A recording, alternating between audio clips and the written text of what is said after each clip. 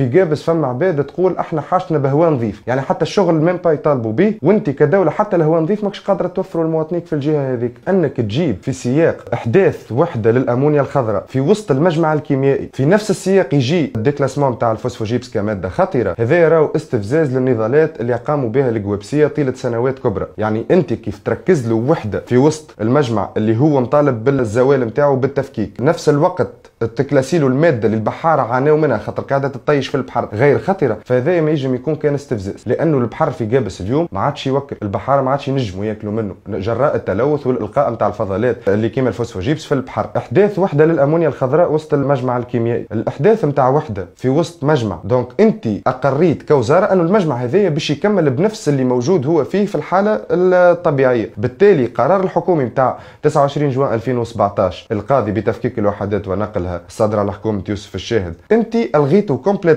من اعتباراتك، واللي هو يمثل انتصار بالنسبه للقوابسيه. عانوا سنين من المجمع هذاك في فلاحتهم وفي بحرهم وفي الحياه الكريمه نتاعهم وفي الهواء اللي يعيشوا به. ففوسفوجيبس كي تحب تثمنه فما دي بروسيدور. الفوسفوجيبس وتصنيفه كماده غير مخطره هي ناتجه على لجنه علميه موجوده في الوزاره، بالتالي اللجنه العلميه هذه باش صنفته غير مخطر نورمالمون عندها تقرير. انت باش تكون عندك مصداقيه كوزاره انشر لنا التقرير نتاع اللجنه العلميه وهات نشوفوا هي البحوث نتاعها لشنو ادت.